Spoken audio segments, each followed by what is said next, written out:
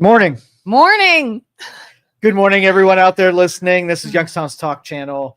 Another episode. We've had a couple great weeks of good discussions and Roasting. Just roasting in here. Sorry. This is why MLO bros are always in cutoff t-shirts. Do you know there's a couple of OnlyFans channels that have hot girls just fanning themselves for hours on end? So that's all they're doing? That's all they're doing. They're just like this? I totally made that up. Oh, I was saying, you know how much money I can make if I just sit in front of a camera and do this all day? And they throw money at you and they're like, increase the tempo and make more wind density. Lord. Yeah, for sure. All right. So what do you want to talk about today? You get first strike on topic. Oh man, I feel like we should never let me go first. Why? Because who knows what the heck I'm gonna say. Well, let's do something unpopular. Unless you really wanted, were you digging into something? No, you didn't. No, yeah. Why? What was unpopular? Well, you and I both love the Make America Healthy Again deal, and there. I mean, this is going to be a long haul.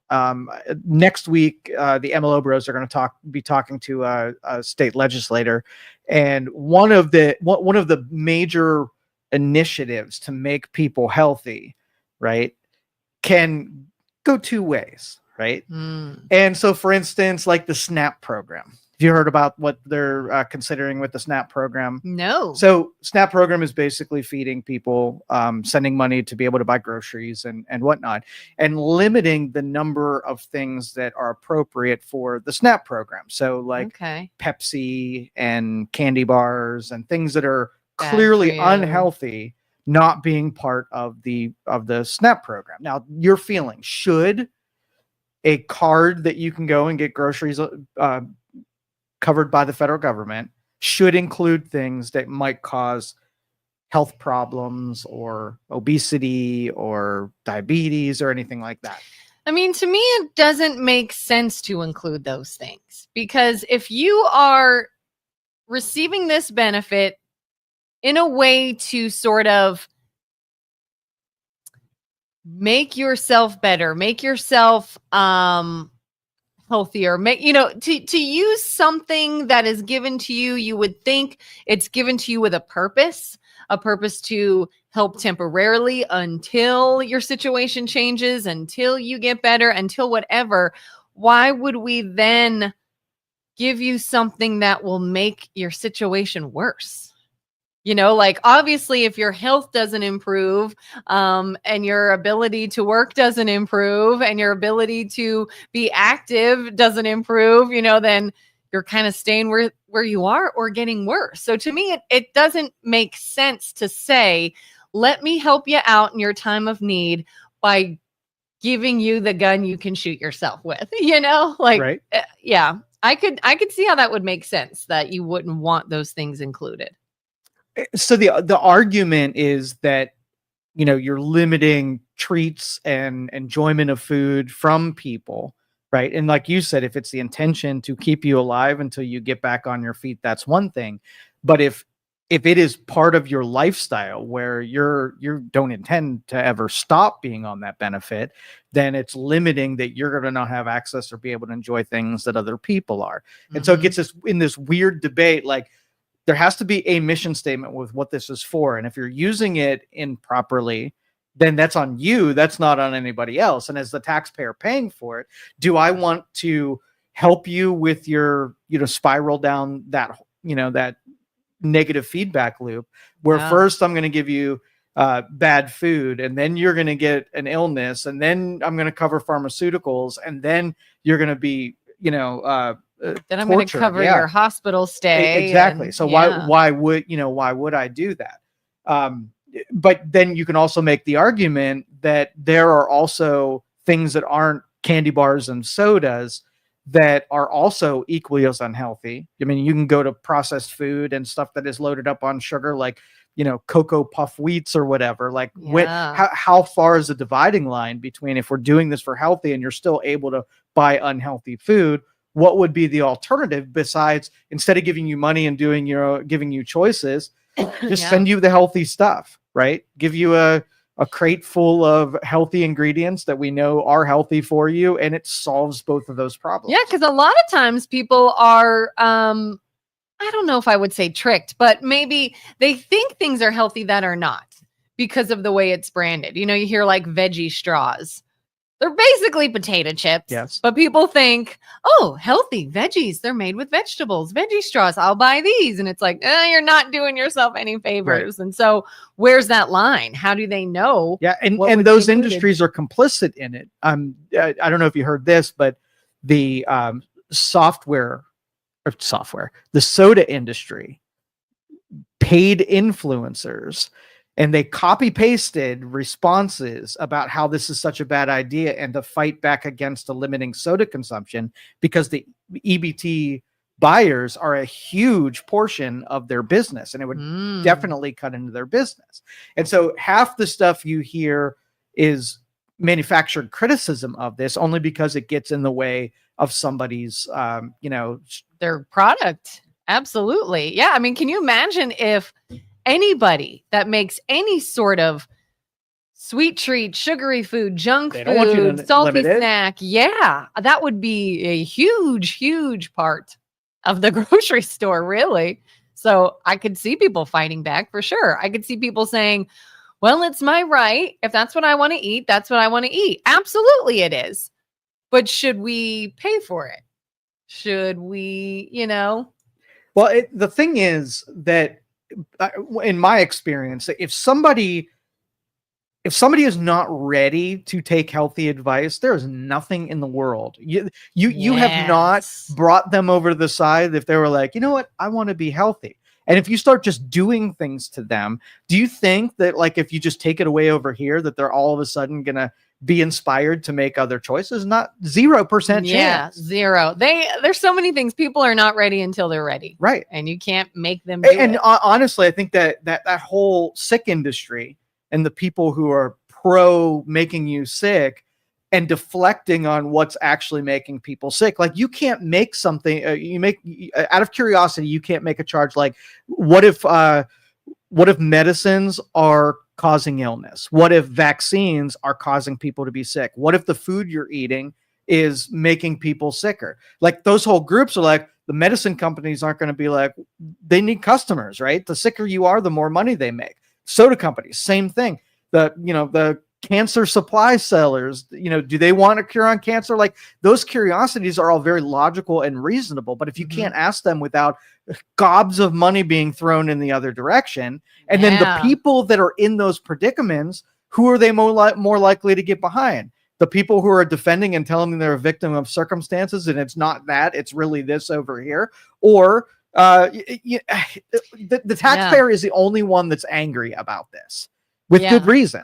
And we have such an all or nothing mindset. Like you're either for medical and care and medicine and everything, or you're against it, right? When it's like, why can't we have a little bit of both? Why can't we use them in the proper ways? If you think, hey, maybe a vaccine of some sort might not be good for someone, regardless, you don't even have to say what the vaccine is, why someone's taking it, who the demographic taking it is, nothing. All you have to say is I'm questioning a vaccine, and you get hate that you are anti-vax and you don't believe in modern medicine and you're this and that. And it's like it is so touchy and such a hot button topic that you can't even question it because of this all or nothing mindset. You're for or you're against, instead of like, no, maybe I just want to question sometimes. Maybe I want to look into things sometimes. Maybe I want to be like, hey, can I see the research behind that?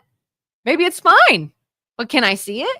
And you can catch flack. I just actually saw a really interesting interview with Nicole. I'm going to butcher her last name. Shanna. Yeah, sounds right. Is her name Nicole? It was RFK Jr.'s running mate. For some reason, her name now seems wrong to me. Anywho, was watching an interview with her the other day, and she was talking about this and how, they got so much hate for just questioning something. Not saying, all vaccines cause autism, but can we look into this? She's like, all we want to do is, can we have better ways to monitor children before monitor them, study them, sort of get baseline, monitor any autoimmune disease they might have before any, and then if a vaccine maybe affected that, or are there changes once vaccines are introduced, and how do we monitor after? She's like, all we want is to see the data and to see more information. Right. But because they even brought up the words, they were hated and they were accused of all kinds of stuff. And I feel like that's what Americans do. If they don't like something, and like you said, we'll throw money at this and make everybody else think you're crazy too. Well, the status quo says that you do nothing different. You just make everybody into victims, and you just make excuses, and then everybody changes zero behaviors. The other side is that you acknowledge that the things you're doing are terrible for your health, and you do really hard things of consequence, right? And take personal responsibility. I mean, if I'm putting a spreadsheet together to see which is more likely to happen, I know which side's going to win even before we go. I mean, us slippery slope people has said, hey, if you do this thing, this is going to happen. And then when that happens, I'm like, I see what I told you was going to happen. But then there's already a paragraph of reasons why, even though the thing I said was going to happen, the way that I said it was going to happen, it's not because of that. It's because of these three things. Yeah. And then people like me are like, did you really want to know what caused this or not? Like, our kids, are there more autistic kids now than there were before? Are there more allergies and autoimmune diseases before? Are we completely dependent on pharmaceuticals rather than what the body's naturally capable of? Yeah, like we're completely addicted to unnatural things. So there's not a huge protest to get me back to healthy state, like those signs going on. So this is even though I like it in principle, I don't think that, what can the government do? Can I give you good advice about things that work? So here's one. The 3 rules of success. If you can accomplish these 3 things. So if you're a parent and you're talking to your kids and say, listen, you're going to have a successful future going forward if you can accomplish these things, right? Graduate high school, right?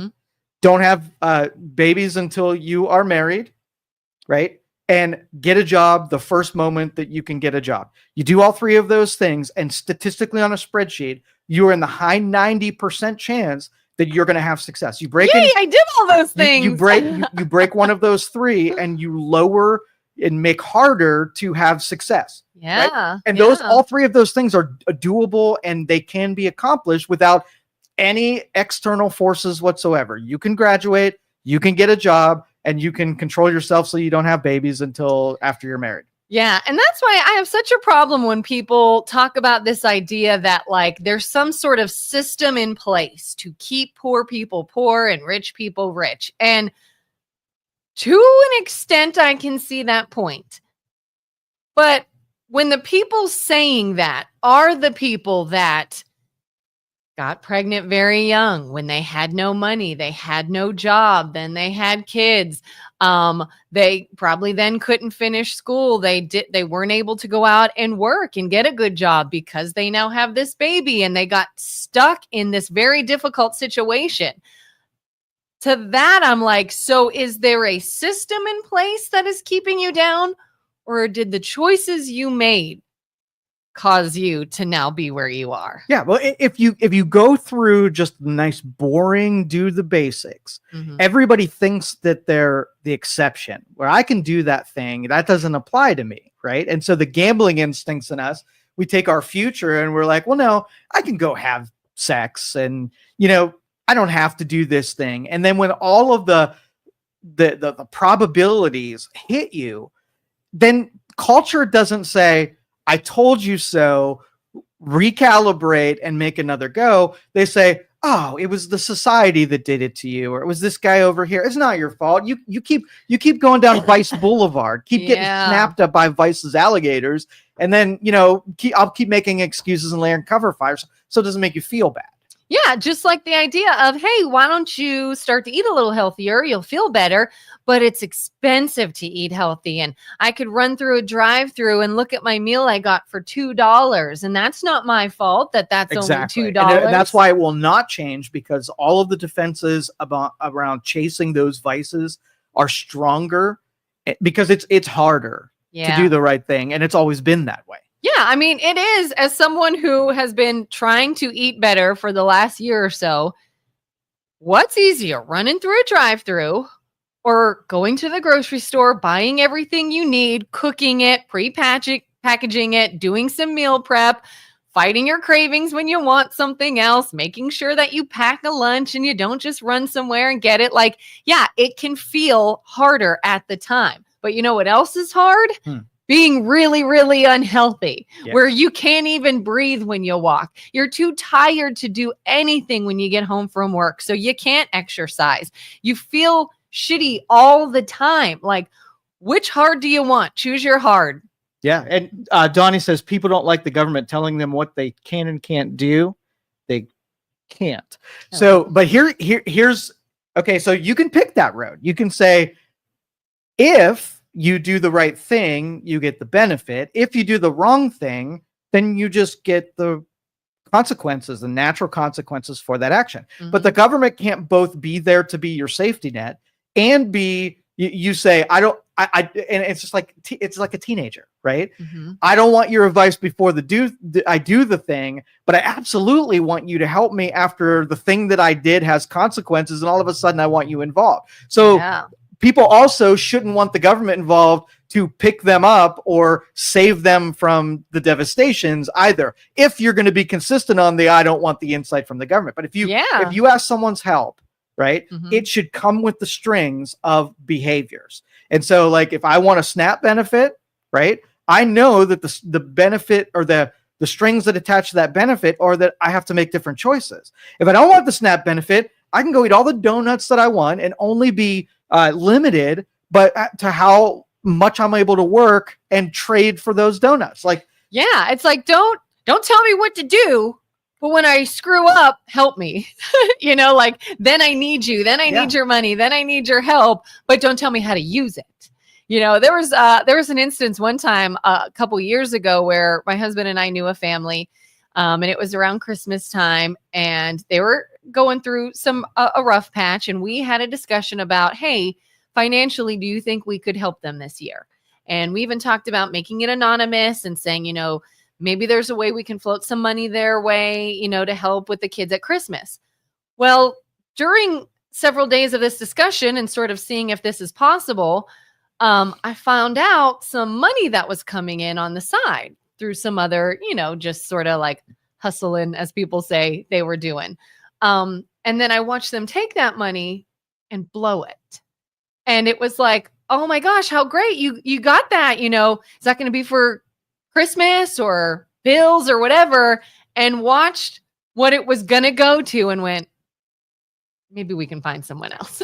Maybe there's another family that could use this more. Because again, it's like, when you are hard up and you get, you know, a life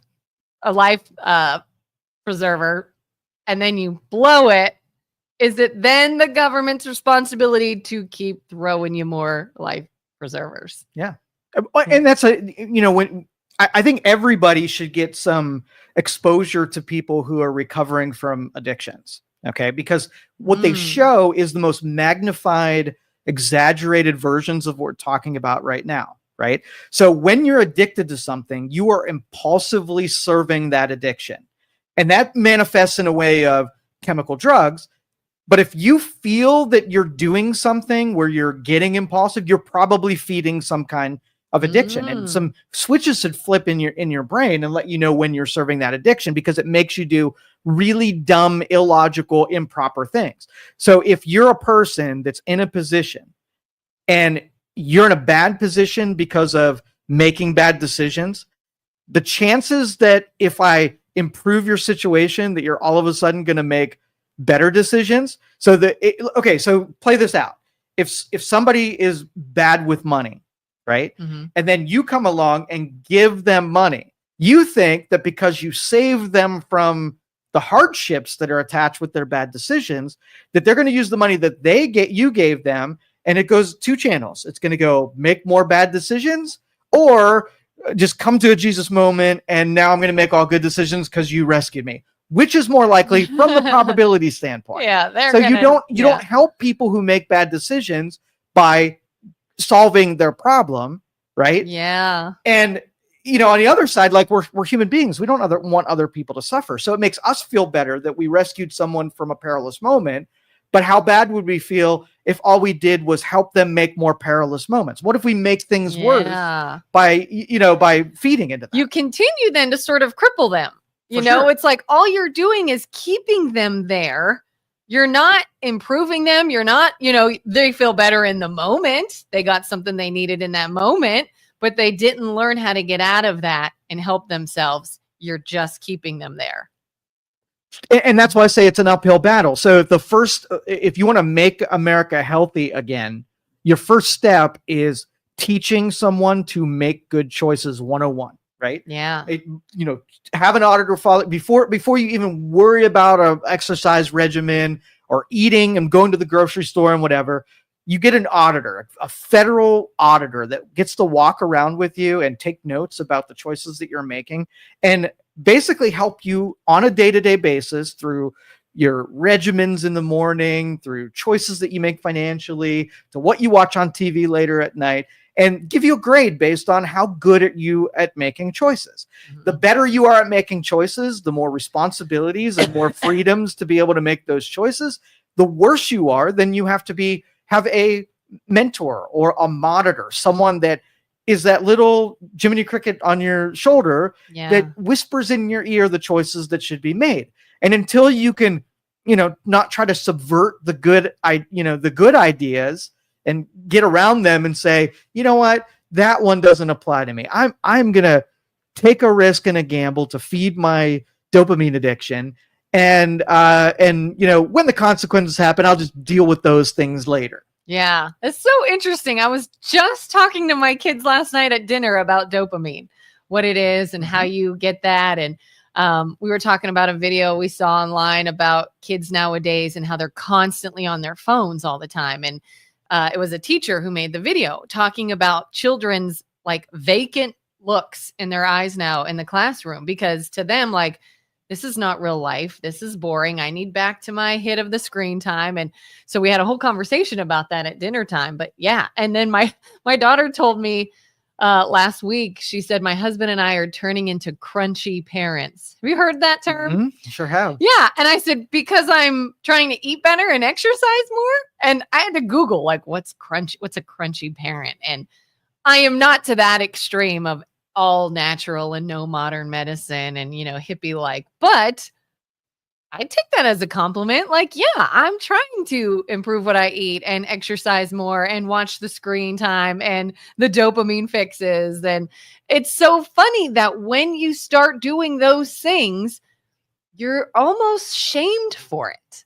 If we say the government is not just your endless, bank. It's not someone that's just going to keep you where you are and continue to fund your lifestyle. It should be something that, if in an extreme situation, can help you with certain guidelines so that you then get better. It's like, we're the bad guy. We're the ones taking things from families and taking food away from kids and taking all these things that people need. It's like, when does the tough love come in where it's like, I don't want you to stay in a position that you need this from someone. I want you to better yourself and move on with your life and be successful. But all of this stuff, we're already at this place where the addictions are so high. It would be like if I was dealing with a recovering addict and I found them in a 6-month binge on life-destroying whatever.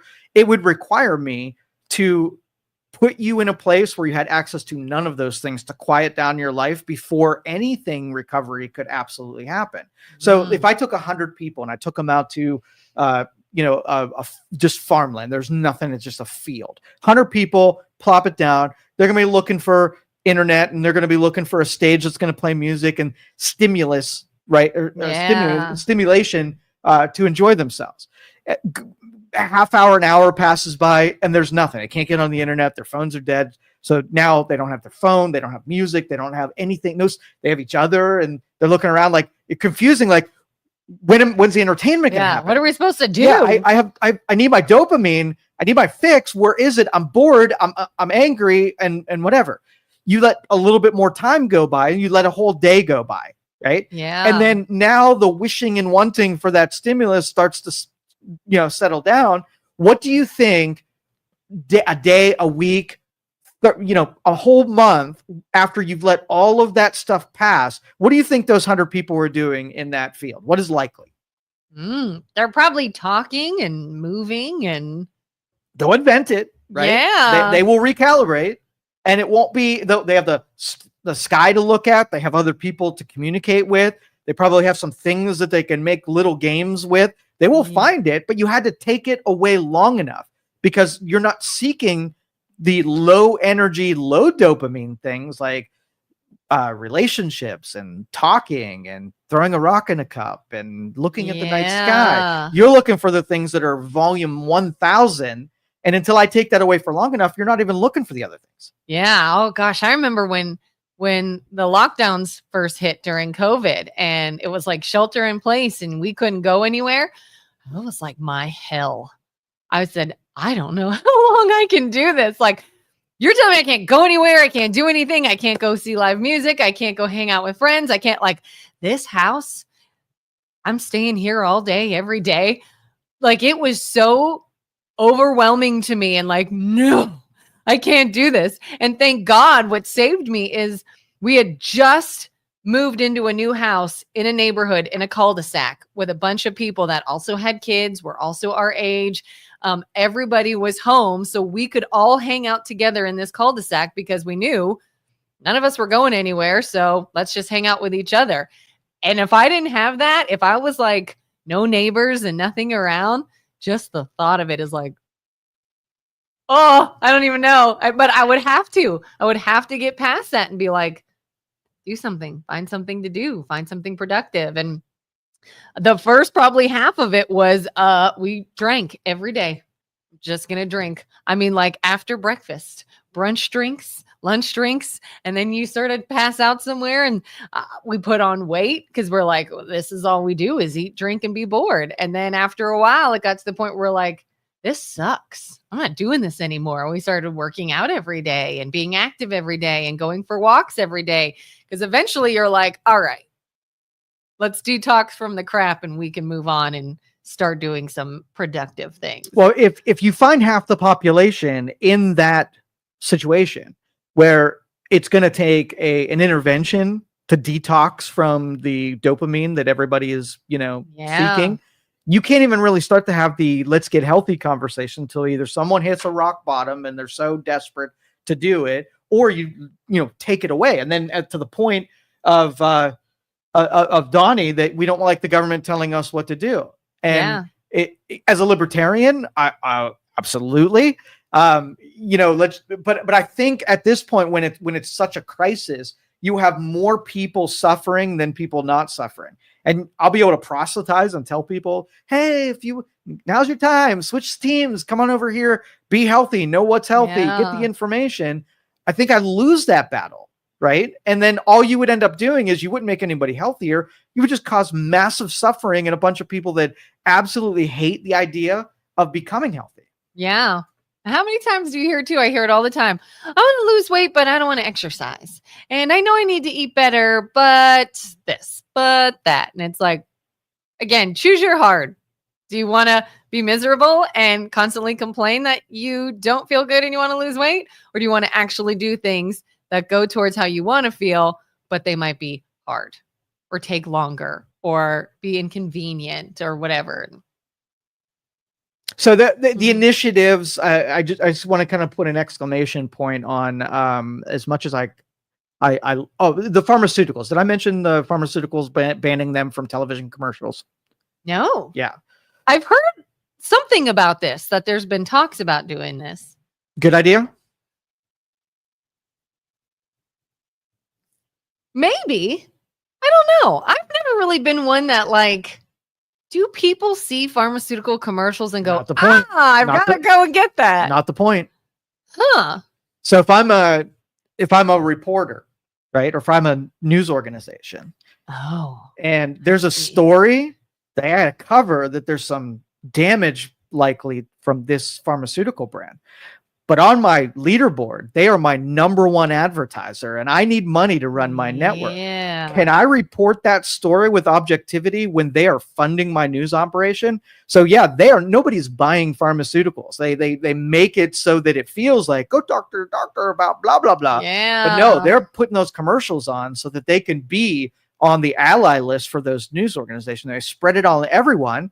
That's just free news coverage. So you may have an occasional person that's like, oh, I have those symptoms. I'll ask my doctor about that med. But really what it is, that's not the important part. You're paying for what you're watching. Yes. Dennis. Or else, what? Oh, go ahead.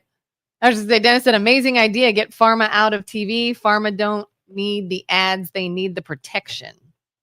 That's exactly right. Yeah. Because then, like, you have all these things where you can't like sue a pharmaceutical company and, you know, they're not held liable if their drug hurts somebody. But yeah, I mean, the channel you're watching it on needs them and they need the money too. And it's just the whole like system. It's not anything that's meant for good. It feels like what do we have, if anything, that is, it's meant for good? It's not just meant to make money and everything. I will just point out for the 9,000th time that the secular experiment was a terrible idea. And all of you who said that it wouldn't lead all of this stuff, yes, it will. And yes, it did. And at least just wave the white flag of defeat. You need some kind of virtuous, mentoring that makes you do things that don't benefit you, but are for the greater good. And secular experiment, you guys were all dumb to try this, but at least admit defeat. I love BJ's comment. Everyone associated with those Jardiance commercials has a special place reserved in hell. Let's include Boeing and Lockheed Martin and other military contractors. Let's include, Boeing and Lockheed. Well, yeah, I mean, it started off, the soda companies don't want sodas to come off of the EBT, so they spend a bunch of money so that now, again, this is during elections when we talk about like dark money and spending into these campaigns, like these companies, if the government can target an industry, then the industry should be able to do the opposite of whatever the government. So the harder you target somebody, the more they need to defend themselves and lay down cover fire. Well, what if the government didn't just go after anybody? What if they didn't pick a favorite and they didn't pick an industry and they were just enforcing the rules? Then it wouldn't be necessary for an industry to overspend to protect itself from what the government can inflict upon them.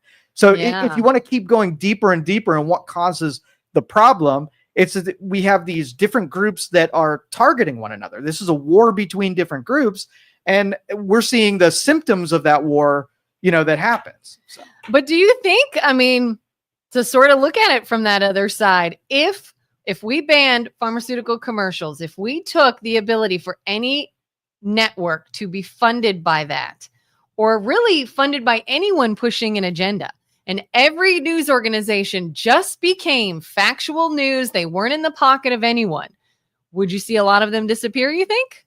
I think it would become just another industry because the networks are going to need that ad revenue that they were used to from pharmaceuticals. Yeah. And there'll just be another industry that does the exact same thing. And then they will be immune from negative publicity, negative media coverage. It's the other way where you have to regulate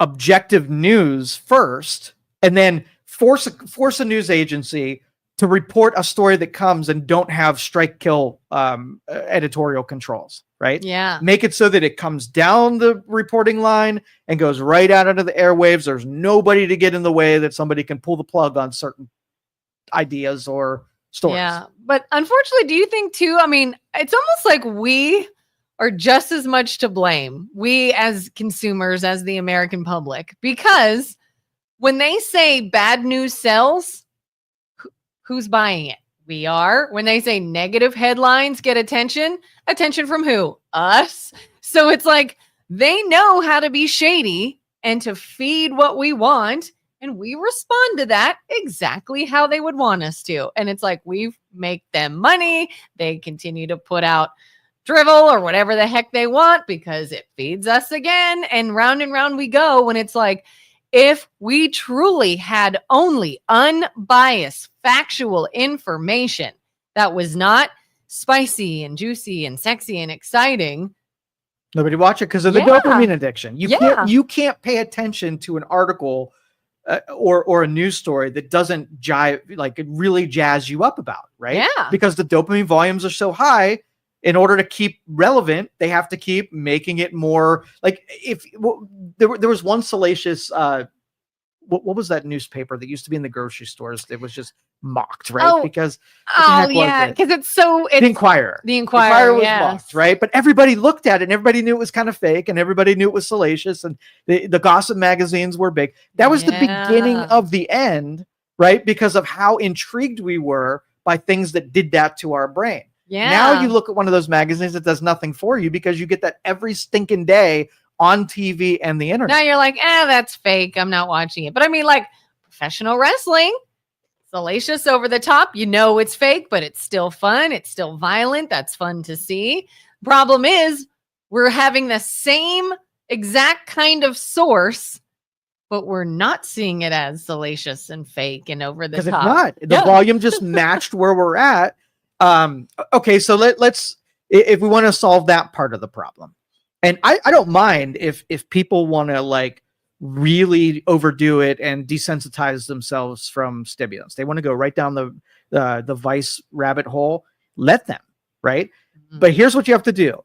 You have to reward not doing that and giving full benefit to people who don't do it, and let the competition between what the natural consequences of good behavior equals rewards that are awesome.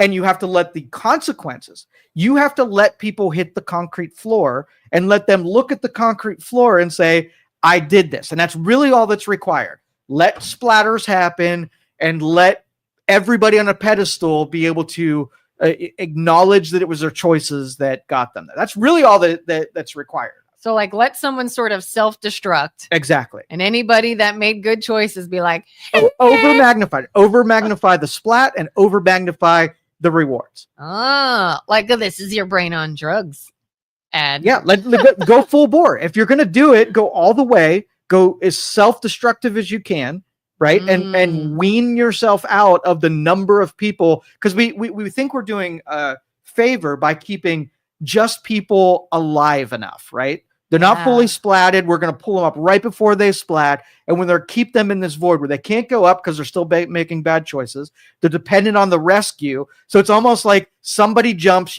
Superman saves them before they hit the ground, puts them on the top of the building, and they jump again. Superman saves it. By the 9th time you get saved from the splat, Superman's like, F you. If you're just going to be 100% determined to splat, I'm just going to let people splat.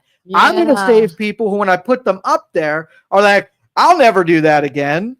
Yeah. And again, I keep hearing all these things like, oh, all these different cuts are hurting people and they're cutting this and they're cutting that. And a lot of people right now are afraid they're not going to get meds that they need. Well, we need this medication. And first of all, I'm not even saying that that's actually what's happening, but let's say for argument's sake that, maybe some meds are going to go away. Again, are they meds that you are just using as a crutch to stay where you are? Or is it time to say, you have stayed stagnant long enough. It is time to get better. It's time to actually change your lifestyle, change the way you're living, change your health, and get better, not just continue to throw money at a problem. If you're given that option, if you can get fat and take Ozempic, right? That means that we answered your problem. Right? You can eat whatever you want. You can do whatever you want. And you just stick that thing in your belly rolls and we'll shrink you down. And then now we've connected it that you don't need a state of health in order to not be fat. You just need access to a pharmaceutical that will undo all of your problems, the magic pill.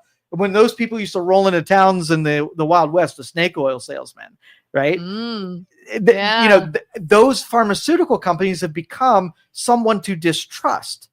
Right? Yeah. And the only reason I say that is because if they're actively trying to control what is healthy by knowing that the truth really hurts their revenue stream, then that's why they should be pushed out. And the defenders, the people who are addicted to the chemicals that they're bringing in, like, do we get them? Do we give them a pass and become the victim, or are they a willing victim because I want to be healthy, I still want to eat ice cream, right? Yeah. I still want to keep doing that, and they were my enablers. Yeah. And even, I mean, I hate on Ozempic a lot and drugs like that. Are there ways to use those drugs in a better way?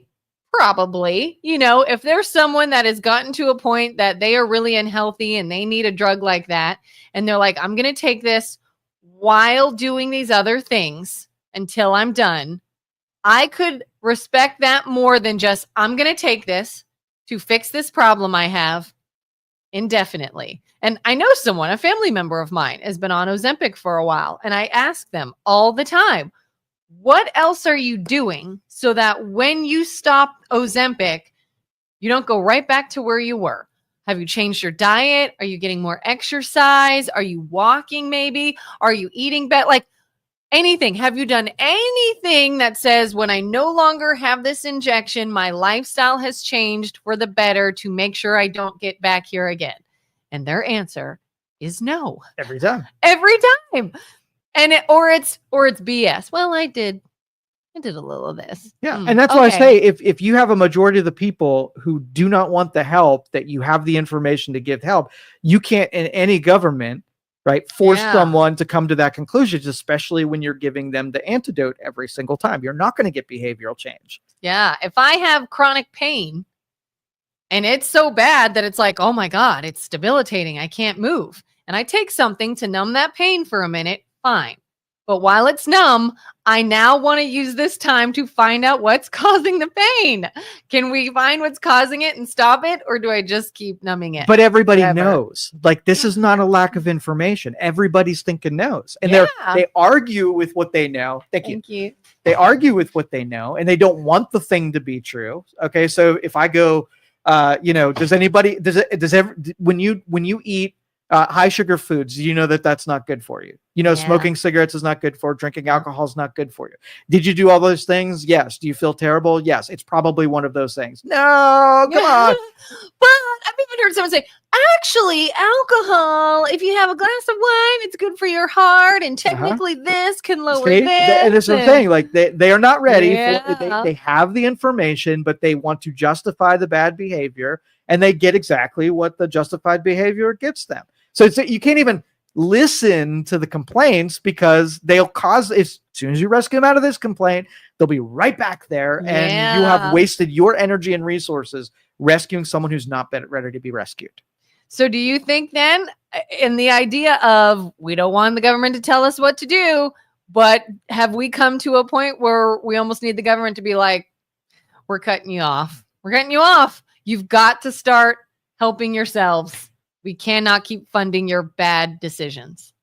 They should change it to make people who want to be healthy again.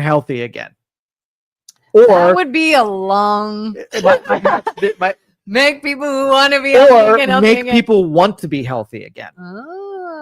Make me an information quest, an information quest to get what if every pharmaceutical ad was replaced with an ad of people showing what they can do now? Yes. Yeah. I got it better. So if a pharmaceutical is an antidote to something, make pharmaceutical commercials so that they say, you can take Ozempic to get you out of this blah, blah, blah, but here's the information how to not get in this predicament in the first place. Make every ad a PSA for how to wean yourself off of the pharmaceutical. Here's what you can use, and here's another option in case you don't do this one. You could also do this. You're fat because you have a calorie plus side. You are consuming more calories, and this will help you to lose some. And if you don't want to ever have to take this drug again, have a calorie deficit and eat healthy food. Yeah. Brought to you by Pfizer. Yeah. I mean, you've seen the commercials, the anti-smoking commercials, where someone is either wheezing or they have a trach or they whatever, and it's like, don't smoke. What if you show someone who's like, I used to not be able to even take the stairs at work, and now I haven't used an elevator in years, or I used to not be able to walk and do this, and now I'm playing with my grandkids. Like, brought to you by whatever. That And would it's, be- I it's think that- everything they improved about themselves. I think that would be a first good step, because I Yeah. think you got to buy the public in that they're not a victim of Yeah. this. They can do Because something. they have it now where I did this because I was on this medication, but show it what somebody did for themselves, what somebody did by changing something. I'm in a Facebook group of women that all follow this workout program that I do on a regular basis. And I started a conversation in there one time and I said, just out of curiosity, what is something that is part of your everyday life that has become easier because you now have more muscle mass or you have more strength?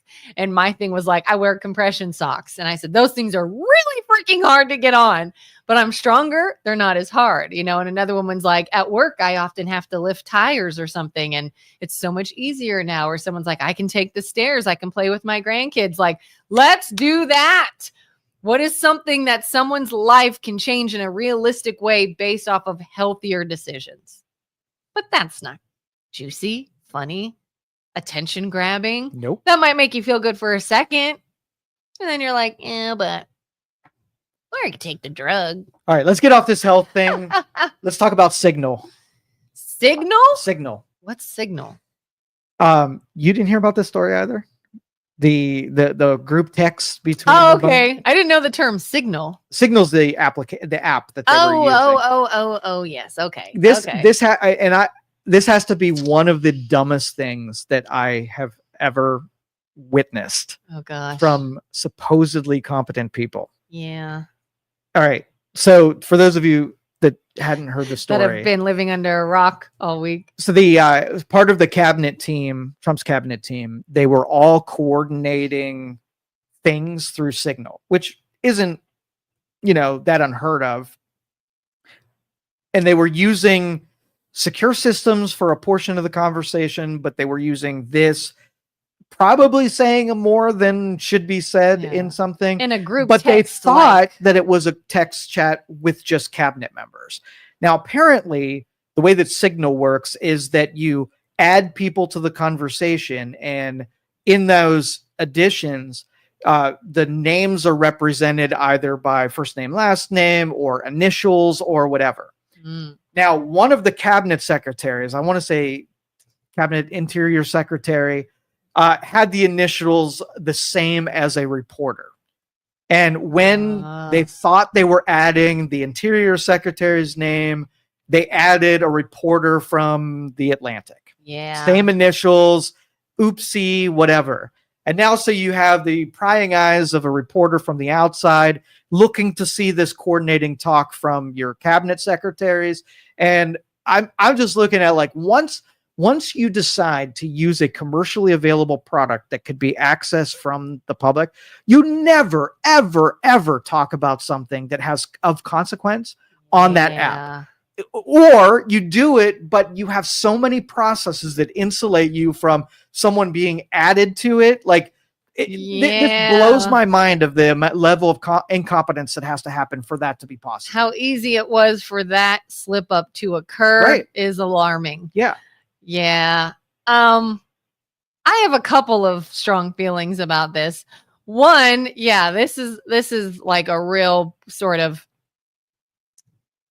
not good thing for this administration. Obviously, they don't look good right now, understandably so. Two, to look at it another way, and I know I'm going to get heat for this, but I can't help but think this. We've talked before about this idea of, do you hate one side more than you love your country? And people want to claim, no, I would never want to see America fail. I would never want to see our country suffer. I want people to thrive and prosper regardless of who's in office. Bullshit. And here's a prime example. Because when a reporter realized the error and realized what was happening, what's the first thing they did? If somebody said, oh my God, what a blunder. This is serious. I'm going to let you all know this needs addressed. Did they also have to shine the brightest spotlight on it? Or did they say, I would rather the country look bad, the administration look bad. I would rather the people I hate look like morons more than I care about OPSEC or keeping this a secret or making sure this doesn't happen again or any of those things. Like, here's a prime example of where someone said, screw how bad this could be for the country. I'm shining a light on it because I hate you guys. Do you not think? Well, not that it's an excuse. No, that is what probably happened in previous administrations. Now that we shine light on things, I want incompetence to be right front and center. You get a real feeling for how good people are at their jobs, how seriously they take. Yeah. And so, like, I don't want corruption where a person in the media gets information that a big blunder was made and they help bury it. That's not what I'm. Well, no, here's the thing. Not to bury that it happened. My thing is, why is there so much information out there now of specifics? Like, if it was secret and it could have put people in danger, by all means, say that. He did not report it until after it occurred. Well, that's good. He could have really effed it up. So the timeline, he got the information and saw at 8:00 in the morning, and he halfway thought he was being tricked, right? And so he didn't do anything about it until 1:00, and he's sitting in a parking lot. And he was like, if this is a true text message that I have access to right now, he looks on his phone and finds what he just heard about happened already. And then he was like, oh, and that's when he wrote the story. And this is what I knew someone was going to jump in and say this. Blame the reporter. Goldberg kept the worst and most sensitive info private. That's what I'm saying. That's where I said, listen to what I'm saying. I am not blaming the reporter. I am saying, yes, like you said, here's something that is a big deal. It happened. I'm not saying bury it, but thank God, like you said, this wasn't reported until it had happened. That is my point, is why are we broadcasting the sensitive information then that one person shouldn't have got, but let's put it out for the whole world to see, like now all the hearings about it are being broadcast for the whole world. So let's keep sharing the sensitive information. Like, where does that then, how is that helpful? To say this happened and it's a blunder, absolutely. This was a really big deal. This could have been dangerous. Sure, we cannot ignore that. But let's not then take the sensitive information and broadcast it to the world, is my point. And was it done after the fact? Thank God, yes. Did we need to know all the specifics of that? Could that be dangerous too, is my question. Yeah, as long as it is uniform. Yeah, like that same reporter would have done this exact same thing had it been Joe Biden making a blunder. If that's the principle where the watchdog media keeps everybody honest. Now, is this forgivable? Like, do we all of a sudden say, what should happen is admit stupidity. We should have never been using that app. That was dumb. The public, if they were asked before any of this happened, say, hey, when there are people in the cabinet coordinating some kind of attack, what do they do? And I would say they go into a completely secure government deal with a hood over their head so nobody could look, and they take serious that the information that they're exchanging is protected from anybody seeing, including foreign actors, people who are your critics, the public. If they knew that it could be so easily that a adversary can get included in a group chat where you're talking about something, the public will be like, oh no, this is like my grandma participating in technology who has no clue what risk they just put themselves. And that is not complimentary to your administration at all. I saw a little bit of the when they were sort of being grilled, and I don't know who the guy was questioning, Tulsi Gabbard, and she kept saying there was no confidential information in this. That's not true, is it? Or were they talking about, like, is there, maybe like you said, were there two chats, two things being used? Well, okay. So I don't know at this point what was in the chats and what was said, because in Signal, after the chat happens, it deletes so that you can't go back and prove and log things out. And so, but this guy had screenshots that he was referencing.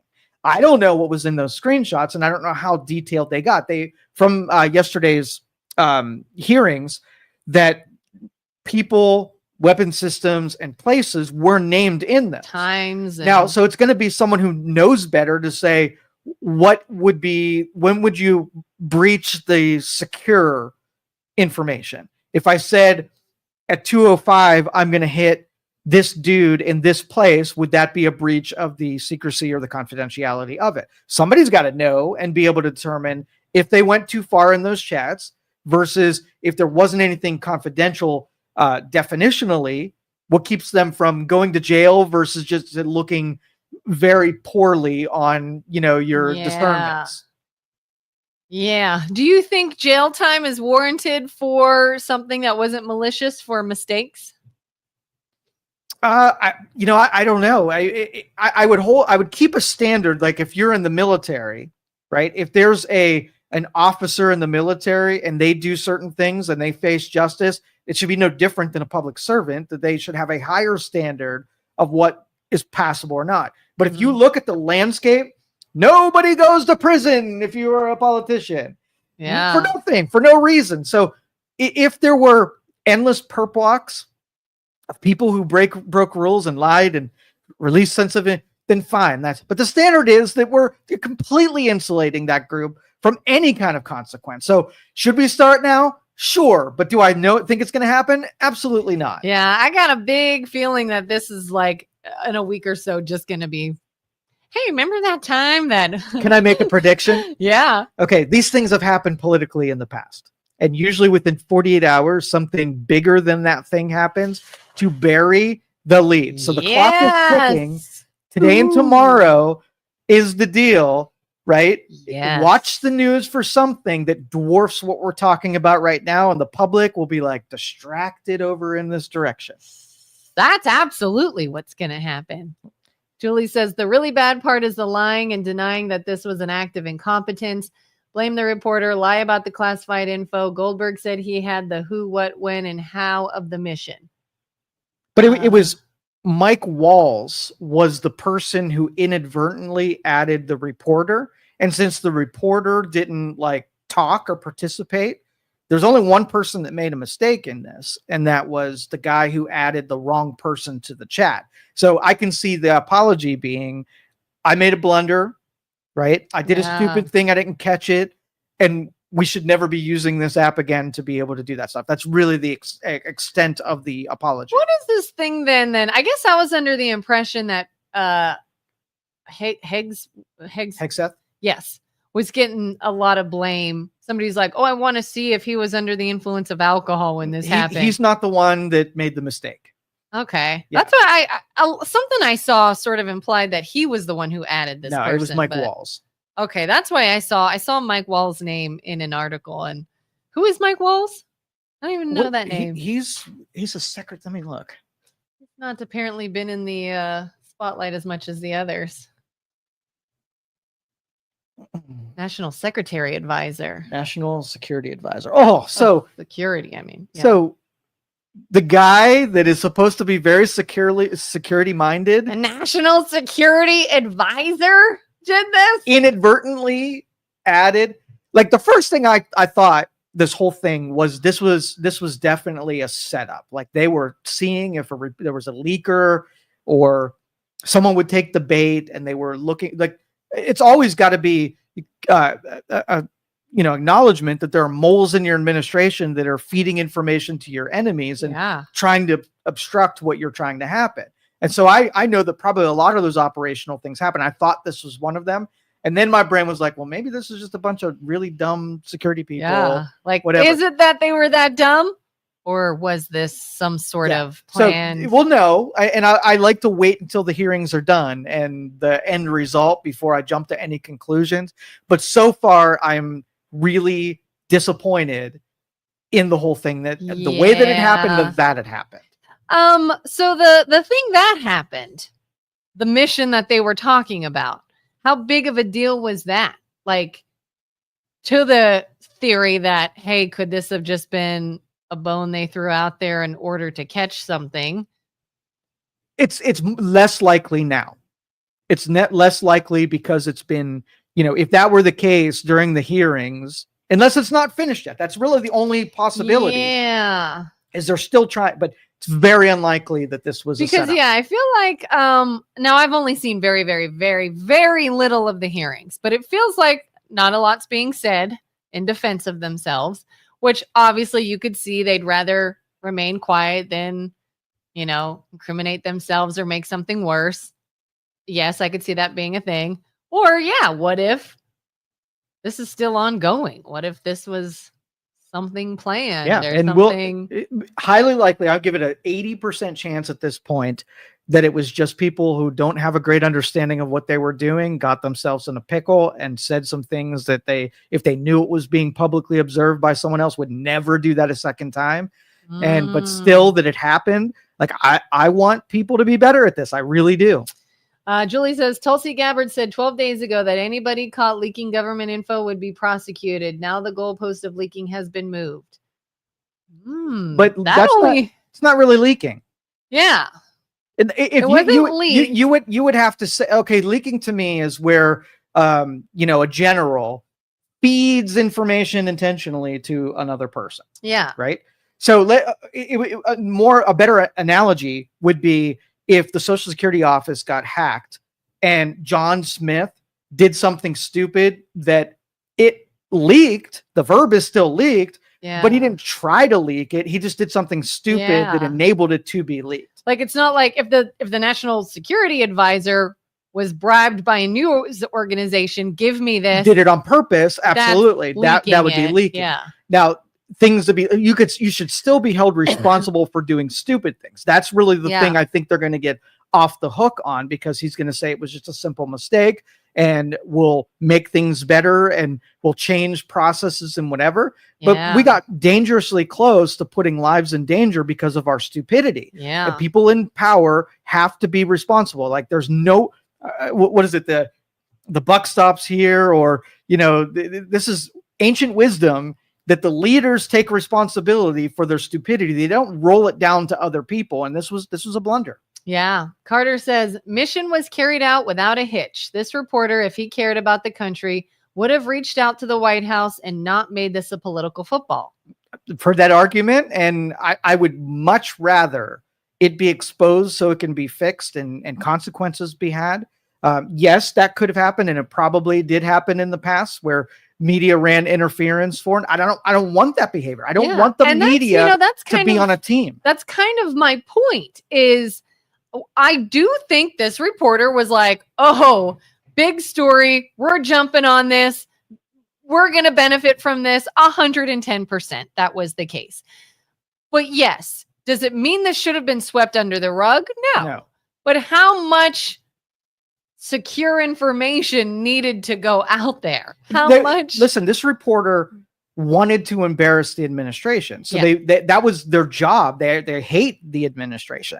And I wish all media would hate government as much as I do and want to embarrass all of them. But equally, yes. Walk the tight line, right, of being super competent, because if you have any flubs, the media are going to tear you apart. And that is their function as far as I'm concerned. But this is just so happens it is like the first time in a long time that I saw the media actually do their job, and they did it in a semi-appropriate way. Do you think if it were a Fox News reporter added to the chat that this would have gone down the same way? No, I think they would have run interference. I don't trust them on the other side of it. And like I said, I don't have instances where, Biden was protected by the media, but I'm almost certain that it happens, and it, has happened. I mean, I think there are instances to say they were protected by the media. This is obviously an extremer case, but I do think the media will spin stories in a different light to make someone look worse or look better than they are. And they can claim that they did in the interest of national security, or they were being patriotic and loyal to their country trying to protect it. If their mission statement says that is not your freaking job. You are not here to aid the administration in looking good or being more effective. Your job is to be the guard dog for us, the people, so that they don't do stupid things and get away with it. That's my only point. Yeah. It is. I mean, you put this idea in my head now that Was this just a dumb blunder? Probably. It was. But all these people with experience with OPSEC and secret information and knowledge They should know better. They should. So did they? And this was Intentional? Could be. What if Walls is the mole and what if he set up the fall here to bait them into it? Yeah. What if Tulsi Gabbard's like, I know you don't put this shit in writing. Excuse my French. I know you don't do this. I'm not an idiot. I deal with this all the time. But let's see where his allegiance lies. You accidentally add a liberal reporter to this? Not even Who a conservative? hates the Trump administration with a vengeance? So anyway, lots and lots more. We'll never know the stuff we're talking about. That will never happen. Like, we will never know if this was that kind of a setup or not. Yeah. We'll put the sweet dressing on it, deny, and make the hearings a farce. And then some big thing will happen in a distracted bill over there. Drones are coming back. We will never hear about this again. Something else. Yeah. Yeah. I mean, because let's just say I'm a Democrat right now, and this is like the very first misstep that they could capitalize on.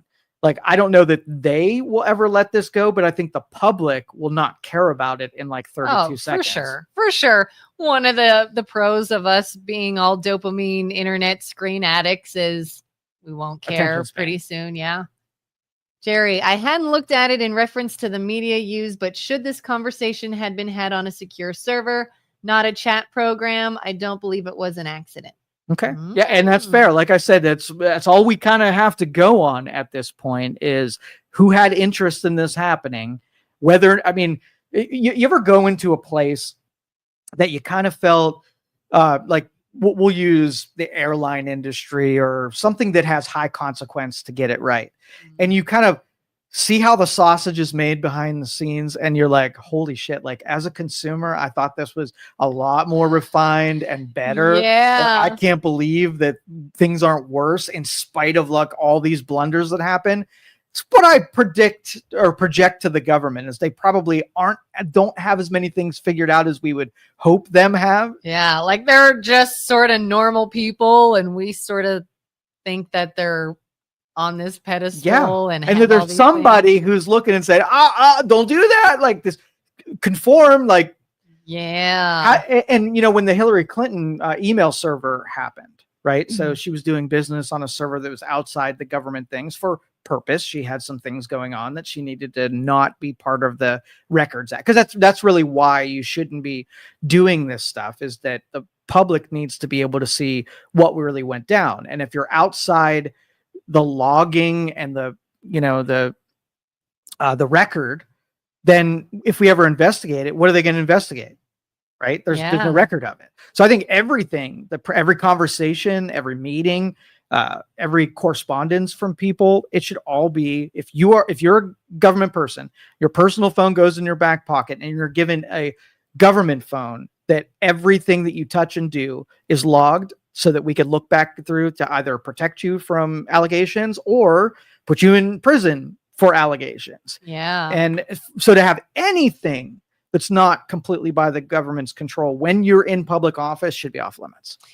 And I feel like we are really sort of seeing this era come about now where everything is broadcast. Not every, but more meetings we are seeing, more hearings we are actually watching, more things are available to us to see as they unfold. I have mixed feelings about that too. You know, while I'm loving the transparency and I'm loving getting to see things that actually happen versus what the media tells you happened is huge. There's still, of course, this performative aspect to it. There's still sort of, can we trust what we're seeing because they know they're being watched? So is it authentic? It's equally as performative. If we had the ability to obfuscate the truth that was happening, then it's just a performance of what you want to see rather than what's happening. Yeah. And the other side is it's a performative because you are going to see everything that's happening. It's no different. And if something is documented at all times, does that not then increase the chances of that documentation falling into the wrong hands?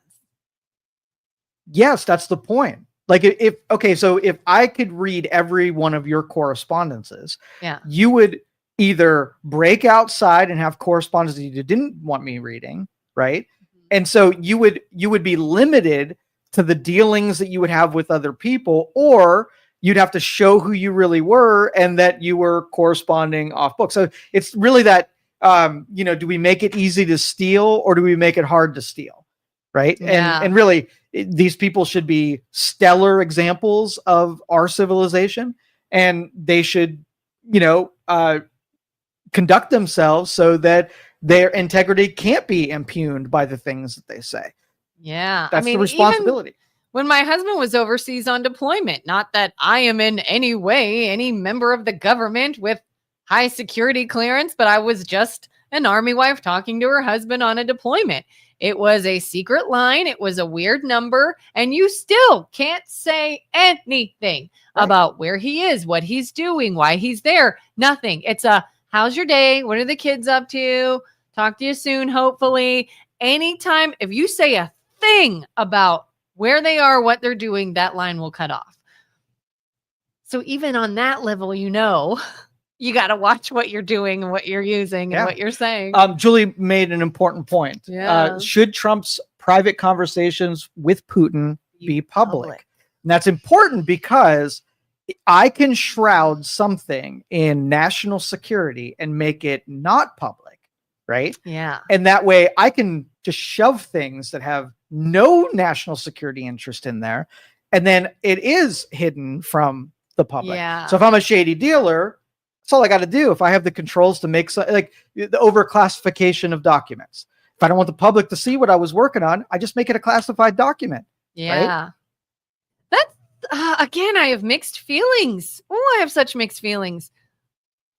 On one hand, you want to see what's going on. You want to know the truth. You don't want someone to be able to be shady. On the other hand, public, like to the public, I don't have a lot of faith in the public. What would our founders say? They would say, people need to know. We work for the people. Nope. No? They wouldn't have said that. You don't? They did not trust the public and in masses. That's what they did a good trust? thing. You know what they trusted? What? The balancing, right? So the executive needs to be in check with another portion. An enemy, someone who's not your friend, is gunning for you. So, and this would have to require that you did not abuse the privilege of making something non-public. So the people who got eyes on it, right? They would never be able to leak that outside because they are the yes and no person. They are the obstruction. They could obstruct you from doing something, and they could out you for doing something. So not only would you have to say, let my enemy in the room so they can see what I'm doing, the enemy would have to be trusted that they weren't going to abuse their power. So I'm not going to abuse my. So if Trump let Chuck Schumer come in and talk to Putin, Trump would have to say, well, I can't abuse this power anymore because someone who really doesn't like me is going to be watching it. And if I abuse that privilege of making something national security, then he's going to say no, and he's going to out me. And Chuck Schumer would have to say, I've got eyes on that. I got to earn the responsibility and not abuse the power to then make Trump look bad or leak that information or obstruct something just because I have that power to do it. I don't trust either of those people to do either of those things. Yeah, I ideally, yes, I would like more eyes on it, more people holding people to accountability, but releasing everything to the general public, no. We have seen how the general public handles anything. We have an oversight committee, people who are charged that we put in office that can see things that we can't, and we trust their judgment to be able to make very objective calls on whether or not something was ethically, morally right for the country and whatever. They are the critics that are in the room that are doing that on our behalf. Yeah. Now, they abused that power with the January 6th things and some of those hearings where it just got political. So we've kind of ruined the faith in what they're willing to tolerate and what stuff they go after because it's just another political machine. Yeah. Now it's like, who do you have that you can trust to be Unbiased. Yeah, that's why the nonpartisan. public feels like, well, we need to have eyes on it because we can't trust the people who are supposed to have eyes on it to actually do that job. Yeah. But even the public, I don't think, can be unbiased and nonpartisan. Not at all. It'll just be an extension of that same political maneuvering. And then you have people that think they know what they're talking about weighing in on something they don't know what they are talking about. Jerry says, we all know you can have a private conversation and say, let's say hypothetically this or that is being done. That is a subjective way of inference of facts, but not being overtly and pointedly specific. Yeah. Trump at Helsinki. What is that? Helsinki. What's that? No one allowed in the room but a translator. Bad form. Yeah, and the thing, they're getting away with it, and we're allowing it, and so it'll continue forever. I'm a cynic only because the mathematics on this say that it's going to get worse instead of better. And so, like, we're changing some things, and I feel better that we're taking some, control, power away from the executive. But the only way to really stop this from happening is the public getting disinterested in government affairs and make it incredibly boring. And then you'll have less of the performative things. You'll have less of the corruption because you just neutered the machine that allows it to happen. Oh yeah. That's why I always say, like, Senate hearings are such BS to me. Yeah. They're such BS because it's so performative. And I'm not just talking about for cameras if it's open to the public. I think if it were not, it's still performative. It's a group of people that are diehard for their own side. They're going to push their own agenda. They're going to paint whatever's going on in the light that they want to be painted in. To me, it's so ridiculous. There's nobody in there that is just truly unbiased and bipartisan and wants to get to the bottom of something in order to make something better. It's just another way that they try to flex their own muscles. All right. That's what I think. Good deal. All right. Thanks everybody for tuning in today. Tomorrow, the MLO Bros will be back for their show. Again, we're looking to fill the void of talk radio here and giving someone, you guys, a sounding board. And then she and I will be back on Friday. So have a great day, everyone. We'll see you next time. Have a good one. Thank you for listening to this show on Youngstown Studio. This is original Youngstown content. Feel free to share our videos and tell your friends about us. Don't forget to subscribe to our YouTube channel and follow us on Facebook. Thank you for your support.